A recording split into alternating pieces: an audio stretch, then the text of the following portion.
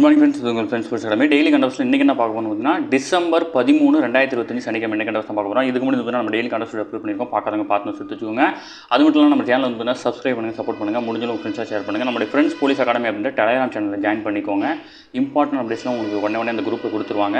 டிஸ்கிரிப்ஷனில் லிங்க் கொடுத்துருங்க, டச் பண்ணி ஜாயின் பண்ணிக்கோங்க. அது மட்டும் இல்லாமல் 2026 ஆண்டுக்கான டிஎன்பிஎஸ்சி, டிஎன்யூஎஸ்ஆர்பி, எஸ்எஸ்சி அனைத்து தேர்வுகளுக்கான அப்டேட்டும் வந்து பார்த்தீங்கன்னா நம்ம டெலிகிராம் சேனலில் உடனே கொடுத்துட்டே இருப்போம். அதனால் வந்து டிஸ்கிரிப்ஷனில் லிங்க் கொடுத்துருங்க, இமீடியட்டாக ஜாயின் பண்ணிக்கோங்க. சரிங்களா? இப்போ வந்து பார்த்தீங்கன்னா 2025 எஸ்ஐ தேர்வுக்கான சைக்காலஜி மேக்ஸ் டெஸ்ட் பேஜ் வந்து பார்த்தீங்கன்னா 2020 அப்படின்ற டெஸ்ட் பேஜ் வந்து பார்த்தீங்கன்னா தொடங்கியிருக்கோம். இதில் வந்து பார்த்தீங்கன்னா முதல் 100 மாணவர்களுக்கு வந்து பார்த்தீங்கன்னா நம்ம கரண்ட் அஃபேர்ஸ் டெஸ்ட் வந்து பார்த்தீங்கன்னா கொடுத்துட்டு இருந்தோம். இந்த டெஸ்ட் பேஜ் வந்து பார்த்தீங்கன்னா இப்போதைக்கு வந்து பார்த்தீங்கன்னா 50% வந்து பார்த்தீங்கன்னா கட்டண சலுகையில் வழங்குறோம். சரிங்களா? விருப்பமுள்ள மாணவர்கள் இமீடியட்டாக ஜாயின் பண்ணிக்கோங்க. 45 டாப்பிக் கவர் பண்ணி 14 தேர்வுகள் 1000 வினாக்கள் உங்களுக்கு கிடைக்கும். சரிங்களா? விருப்பமுள்ள மாணவர்கள் ஸ்க்ரீனில் இருக்கிற நம்பருக்கு கால் பண்ணி டீட்டெயில் கிட்ட தெரிஞ்சு இமீடியட்டாக ஜாயின் பண்ணிக்கோங்க. சரிங்களா? வாங்க ஃப்ரெண்ட்ஸ், கரண்ட் அஃபேர்ஸ் பார்த்துக்கலாம். நம்ம வந்து கரண்ட் அஃபேர்ஸ் மெட்டீரியல் வந்து பார்த்தீங்கன்னா இதுதான். இது எல்லாமே உங்களுக்கு வந்து பார்த்தீங்கன்னா கொடுத்துருவாங்க. சரிங்களா? கரண்ட் அஃபேர்ஸ் பார்த்துக்கலாம். மக்கள் தொகை கணக்கெடுப்பு வந்து பார்த்திங்கன்னா கிட்டத்தட்ட 11,718 கோடி வந்து பார்த்திங்கன்னா மத்திய அமைச்சர் வந்து பார்த்திங்கன்னா ஒப்புதல் வழங்கியிருக்காங்க. வரும் 2027 ஆண்டு மேற்கொள்ளப்பட உள்ள மக்கள் தொகை கணக்கெடுப்புக்கு வந்து பார்த்திங்கன்னா தொகை வந்து பார்த்திங்கன்னா அமைச்சர் வந்து பார்த்திங்கன்னா ஒப்புதல் கொடுத்துருக்காங்க. முதல் முறையாக வந்து பார்த்திங்கன்னா எண்ம தொழில்நுட்ப முறையில் வந்து பார்த்திங்கன்னா மக்கள் தொகை கணக்கெடுப்பு வந்து பார்த்திங்கன்னா நடத்திருக்கிறாங்க. மக்கள் தொகை கணக்கெடுப்பு அறிவிப்பை கடந்த ஜூன் மாதமே வந்து பார்த்திங்கன்னா மத்திய அரசு வெளியிட்டாங்க. ஓகேங்களா? 2 கட்டங்களாக நடத்துகிறாங்க. மக்கள் தொகை கணக்கெடுப்பு பணி நடைபெற முதல்ல வந்து பார்த்திங்கன்னா 2026 ஆண்டு ஏப்ரல் முதல் செப்டம்பர் மாதம் வரை வந்து பார்த்திங்கன்னா வீடுகளின் பட்டியல், வீடுகள் கணக்கெடுப்பு பணி தான் ஃபஸ்ட் நடத்துகிறாங்க. 2027 ஆண்டு பிப்ரவரியில் தான் வந்து மக்கள் தொகையை வந்து பார்த்தீங்கன்னா கணக்கெடுக்கிறாங்க. ஓகேங்களா? இந்த மக்கள் தொகை கணக்கெடுப்பு இந்த மக்கள் தொகை கணக்கெடுப்போடு சேர்த்து ஜாதி வரை கணக்கெடுப்பையும் வந்து பார்த்தீங்கன்னா சேர்த்து எடுக்கிறாங்க. ஓகேங்களா? முதல் முறையாக வந்து பார்த்தீங்கன்னா பனி பிரதேசங்களான ஹிமாச்சல பிரதேசம், உத்தரகாண்ட் மாநிலம், ஜம்மு காஷ்மீர், லடாக் யூனியன் பிரதேசம் ஆகிய 2026 ஆண்டு செப்டம்பர்லேயே மக்கள் தொகை கணக்கெடுப்பு வந்து பார்த்தீங்கன்னா ப்ளஸ் ஜாதி வரை கணக்கெடுப்பும் சேர்த்து நடத்துகிறாங்க. ஓகேங்களா? அடுத்து கணினி, கைபேசி, தொலைக்காட்சி உள்ளிட்ட எண்ம டிஜிட்டல் திரைகளில் வந்து பார்த்திங்கன்னா அதிக நேரம் செலவிடுவது வந்து பார்த்திங்கன்னா சர்க்கரை நோயாளிகளுக்கு ரத்த சர்க்கரை அளவு வந்து பார்த்திங்கன்னா அதிகரிக்கிறதா ஆய்வில் வந்து பார்த்திங்கன்னா தகவல் சொல்லியிருக்காங்க. இதில் பற்றி வந்து பார்த்திங்கன்னா 20-20-20 அப்படின்ற விதியை வந்து பார்த்திங்கன்னா கடைபிடிக்கணும்னு சொல்லுங்கள். அதாவது வந்து பார்த்திங்கன்னா 20 நிமிஷம் கண்டினியூஸாக வந்து பார்த்திங்கன்னா ஸ்க்ரீனை பார்க்குறீங்கன்னா ஒரு 20 வினாடிகளுக்கு வந்து பார்த்திங்கன்னா திரும்பிட்டு வேறு டேரெக்ஷனில் 20 மீட்டர் டிஸ்டன்ஸில் இருக்கிற ஒரு பொருளை வந்து பார்த்துட்டு இருக்கணும் அப்படின்றது தான் இந்த விதி தெரிஞ்சு வச்சுக்கோங்க. சரிங்களா? அடுத்தது சென்னையில் பெண்களால் இயக்கப்படும் பேருந்து சேவை வந்து பார்த்திங்கன்னா அறிமுகப்படுத்தியிருக்காங்க. தமிழகத்தில் வந்து பார்த்திங்கன்னா பெண்களுக்கு முக்கியத்துவம் அளிக்கும் வகையில் வந்து பார்த்திங்கன்னா இந்த முன்னெடுப்பு நடத்தியிருக்கிறாங்க. பெண்கள் மத்தியில் பெரும் வரவேற்பை பெற்றிருக்கிறது. ஓகேங்களா? இதற்கு மேலும் ஒருபடியாக சென்னை மாநகர கழகத்தில் பிங்க் ஃபோர்ஸ் அப்படின்ற புதிய முன்னெடுப்பு எடுத்திருக்காங்க. பிங்க் ஃபோர்ஸ் அப்படின்ற புதிய முன்னெடுப்பின் கீழ் முற்றிலும் பெண்களால் இயக்கப்படும் முதல் மாநகர பேருந்து வந்து அறிமுகப்படுத்தப்பட்டிருக்கு. வியாசர்பாடி பணிமனை முதல் வள்ளலார் நகர் வரை வந்து பார்த்தீங்கன்னா தடம் 57 சிடி அப்படின்றதுல இருக்குது. இதெல்லாம் ரொம்ப டீப் கிடையாது. பட் வந்து பார்த்தீங்கன்னா இந்த மாதிரி அறிமுகப்படுத்தியிருக்காங்கன்றது ரொம்ப முக்கியம். இன்னொன்று வந்து பார்த்தீங்கன்னா பிங்க் ஃபோர்ஸ்ன்ற வார்த்தை ரொம்ப முக்கியம். அதுக்காக தான் சொல்கிறோம்.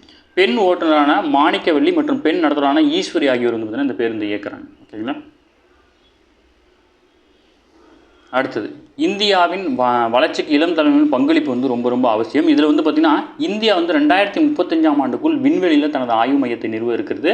2040 ஆண்டுக்குள் நிலவில் வந்து பார்த்திங்கன்னா மனிதர்களை இறக்கி ஆய்வு செய்வதற்கான பணிகள் வந்து பார்த்திங்கன்னா நடத்திட்டு இருக்கு. ஓகேங்களா? இதெல்லாம் இந்தியாவுடைய திட்டங்கள், முக்கியமான திட்டங்கள். ஓகேங்களா? அடுத்து வந்து பார்த்தீங்கன்னா சட்டப்பேரவை கூட்டத்தொடர் வந்து பார்த்திங்கன்னா முடிச்சு வச்சிருக்கிறார் ஆளுநர். அதில் வந்து பார்த்திங்கன்னா அரசியலமைப்பு சட்டப்பிரிவு 147 பயன்படுத்தி தனக்கு தரப்பட்டுள்ள அதிகாரத்தை பயன்படுத்தி 2025 ஜனவரி 26ஆம் தேதி தொடங்கிய தமிழக சட்டப்பேரவை கூட்டத்தொடரை வந்து பார்த்திங்கன்னா முடிச்சு வச்சிருக்கிறார். ஓகேங்களா? ஆண்டு கூட்டத்தொடர் வந்து பார்த்திங்கன்னா முடிஞ்சிருக்கு. ஓகேங்களா? அடுத்தது தமிழகம் முழுவதும் வந்து பார்த்திங்கன்னா 3.38 லட்சம் பெண் குழந்தைகளுக்கு வந்து பார்த்திங்கன்னா HPV எனப்படும் கருப்பை வாய் புற்றுநோய் தடுப்பூசி வழங்கும் திட்டம் வந்து பார்த்திங்கன்னா முதல்வர் ஸ்டாலின் வந்து அடுத்த மாதம் தொடங்கி வைக்கிறாரு. எதிர்வரும் 2030 ஆண்டுக்குள்ளே நம்ம HIV பாதிப்பை இல்லாத தமிழகத்தை உருவாக்க இலக்கு நிர்ணயம். இதெல்லாம் ரொம்ப முக்கியமானதுப்பா. ஓகேங்களா? HIV பாதிப்பு இல்லாத தமிழகத்தை வந்து பார்த்திங்கன்னா உருவாக்க எந்த ஆண்டு இலக்கு நிர்ணயம் பண்ணியிருக்கோம்னா 2030 ஆண்டு. ஓகேங்களா?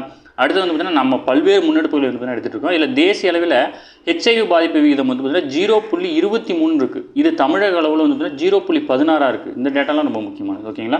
இது அப்படியே டேட்டா மட்டும் நீங்கள் ஞாபகம் வச்சுட்டா போதும். அது கொஸ்டின்ஸ் வந்து கூட்டுறா கேட்டாங்கன்னா தேசிய அளவு அதிகம், தமிழ்நாட்டில் குறைவு, அந்த மாதிரி தான் கொஸ்டின்ஸ் வரும். ஓகேங்களா? நாட்டிலேயே அனைத்து மாநிலங்களும் முன்னோடியாக தமிழகத்தில் தான் வந்து பார்த்திங்கன்னா கருவுற்ற பெண்களுடைய HIV மற்றும் CBS பரிசோதனை வந்து பார்த்திங்கன்னா இலவசமாக செய்யப்படுது. HIV AIDS நோயாளிகள் பாதிக்கப்பட்ட 7,612 குழந்தைகளுக்கு தமிழக அரசு வந்து பார்த்திங்கன்னா 63 மாதம் 1000 ரூபாய் வந்து பார்த்திங்கன்னா வழங்கிட்டு இருக்காங்க.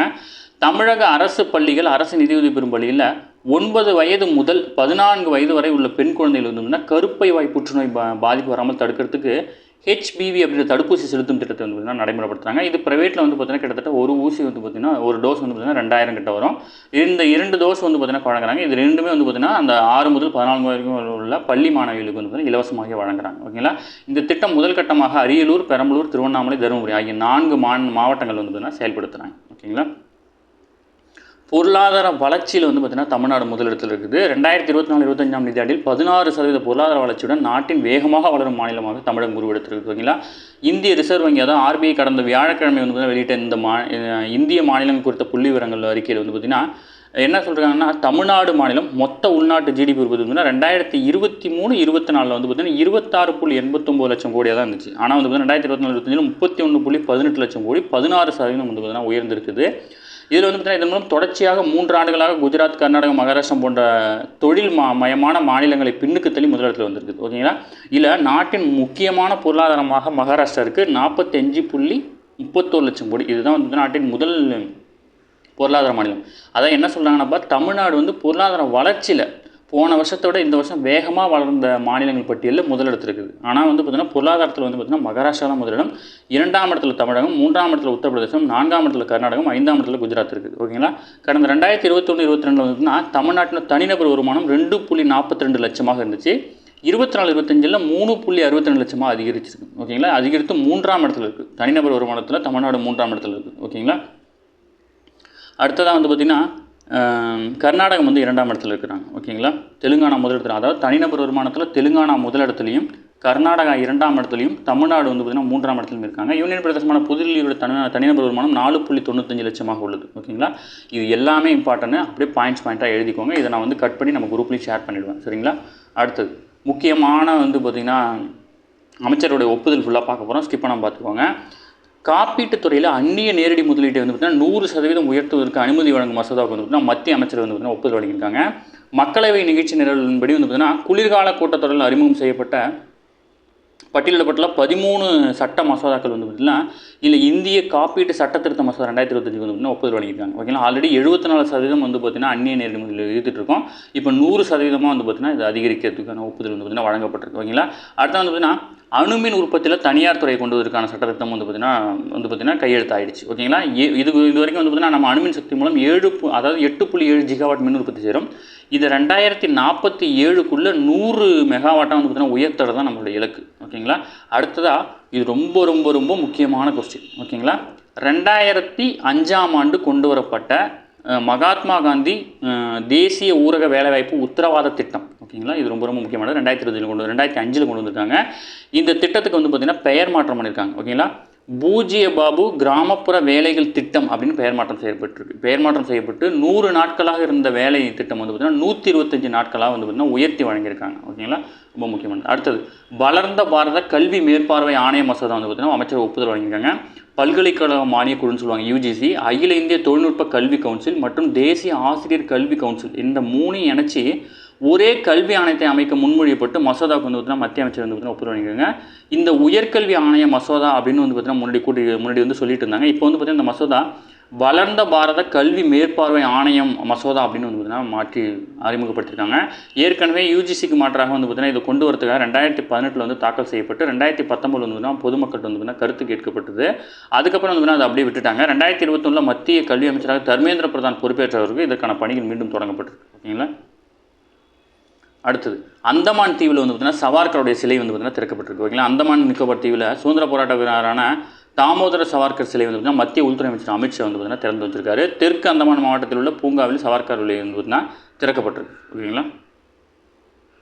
அடுத்தது மணிப்பூரில் வந்து பார்த்திங்கன்னா கடந்த 2023 மைத்தேகி சமூகத்தினர் மற்றும் குகி பழங்குடியினருக்கிடையான கலவரத்துக்கு பிறகு வந்து பார்த்திங்கன்னா அந்த மாநிலம் வந்து பார்த்திங்கன்னா குடியரசுத் தலைவர் வந்து பார்த்திங்கன்னா வருகை தந்திருக்காங்க. ஓகேங்களா. அதில் வந்து பார்த்திங்கன்னா முக்கியமானது 1939 ஆங்கிலேய ஆட்சியின் போது மணிப்பூரின் பெண்கள் தலைமையிலான நடந்த கிளர்ச்சி வந்து பார்த்திங்கன்னா 86வது நினைவு தினத்தையொட்டி தலைநகர் இம்பாலில் உள்ள நூபிலால் அப்படின்னு சொல்லுவாங்க பெண்களின் போர் நினைவிடத்தில் வந்து பார்த்திங்கன்னா குடியரசுத் தலைவர் வந்து பார்த்திங்கன்னா மரியாதை செலுத்தியிருக்காங்க. ஓகேங்களா. நூபிலால் எங்கே இருக்குது அப்படின்னு வந்து பார்த்திங்கன்னா ரொம்ப ரொம்ப முக்கியமானது இம்பாலில் இருக்குது. ஓகேங்களா. காங்கிரஸினுடைய மூத்த தலைவர் சிவராஜ் பட்டேல் வந்து பார்த்திங்கன்னா காலமாயிருக்காரு. இவர் வந்து பார்த்திங்கன்னா அவருடைய வயது 90, வயது மூப்பு காரணமாக வந்து பார்த்திங்கன்னா காலமாயிருக்காரு. ஓகேங்களா. அடுத்து நேற்று மேட்ச் பார்த்துருப்பீங்க. 19 வயதுக்குட்பட்டோருக்கான அண்டர் 19 ஆசிய உலகக்கோப்பை போட்டியில் வந்து பார்த்தீங்கன்னா இந்தியா முதல் ஆட்டத்தில் 234 ரன்கள் வித்தியாசத்தில் ஐக்கிய அரபு அமீரகத்தை வந்து பார்த்தீங்கன்னா வெற்றி கொண்டிருக்காங்க. முதலில் இந்தியா 50 ஓவர்களில் 6 விக்கெட்டுகள் இழப்புக்கு 433 ரன்களை குவிக்க, ஆனால் வந்து பார்த்தீங்கன்னா அவங்க வந்து ஆப்போனன்ட் டீம் வந்து பார்த்தீங்கன்னா 199 தான் அடிச்சிருந்தாங்க. ஓகேங்களா. இந்த ஆட்டத்தில் இந்தியாவின் இளம் பேட்டரான வைபவ் சூரியவன்ஷி வந்து பார்த்திங்கன்னா 95 பந்துகளில் 171 ரன்களை வந்து பார்த்திங்கன்னா விளைச்சிருக்காரு. ஓகேங்களா. இந்த ஆட்டத்தின் மூலம் இந்தியாவினுடைய வைபவ் சூரியவன்ஷி வந்து பார்த்திங்கன்னா அண்டர் 19 நிலையிலான போட்டிகளில் ஒரு இன்னிங்ஸில் அதிக சிக்ஸர்கள் அடித்த சாதனை படைச்சிருக்காரு. அதேமாதிரி அமீரகத்துக்கு எதிராக 400 ரன்கள் குவித்து வந்து பார்த்திங்கன்னா இதான் முதல் முறை. ஓகேங்களா. அதேமாதிரி வந்து பார்த்திங்கன்னா சூரியவன்ஷி இந்த ஆட்டத்தில் 171 ரன்கள் அடித்திருக்காரு. இவர் வந்து பார்த்திங்கன்னா ஒரு நாள் கிரிக்கெட்டில் இந்திய வீரனுடைய 2வது அதிகபட்ச ஸ்கோர். இதுக்கு முன்னாடி வந்து பார்த்தீங்கன்னா அம்பத்தி ராய்டு வந்து பார்த்தீங்கன்னா 177 ரன்கள் அடிச்சிருக்காரு. இவர் 171 தான் அடிச்சிருக்காரு. ஓகேங்களா. ஓகே ஃப்ரெண்ட்ஸ், இன்றைக்கி கண்டவர்ஸ் அவ்வளோ தாண்டி எதுவுமே கேட்க வாய்ப்பில்லை. டெய்லி கண்டவர்ஸ் டெய்லி பார்த்துங்க. அப்போ தான் மந்த்லி உங்களுக்கு ஈஸியாக இருக்கும். நம்ம சேனலை சப்ஸ்கிரைப் பண்ணி சப்போர்ட் பண்ணுங்கள். முடிஞ்சாலும் உங்கள் ஃப்ரெண்ட்ஸாக ஷேர் பண்ணுங்கள். நம்மளுடைய ஃப்ரெண்ட்ஸ் போலீஸ் அகாடமி அப்படின்ற டெலிகிராம் சேனல் ஜாயின் பண்ணிக்கோங்க. இந்த அப்டேட் எல்லாமே உங்களுக்கு அதில் கிடச்சிடும். டிஸ்கிரிப்ஷனில் லிங்க் கொடுத்துருக்கேன். சரிங்களா. அதுக்கப்புறம் வந்து நம்ம பயிற்சி நிமிஷம் தொடங்கப்போ இந்த டெஸ்ட் வேலை இணையணும்னு விருப்பப்பட்டீங்க அப்படின்னா ஸ்க்ரீனில் தர நம்பருக்கு கால் பண்ணி டீட்டெயில் கேட்டு தெரிஞ்சு இவங்க ஜாயின் பண்ணிக்கோங்க. இந்த நம்பருக்கு வந்து டெக்ஸ்ட் பண்ணிங்கன்னா உங்களுக்கு ஷெடியூல் சென்ட் பண்ணிடுவாங்க. சரிங்களா. விருப்பமுள்ள மாணவர்கள் இவங்க ஜாயின் பண்ணிக்கோங்க. All the best. தேங்க்யூ.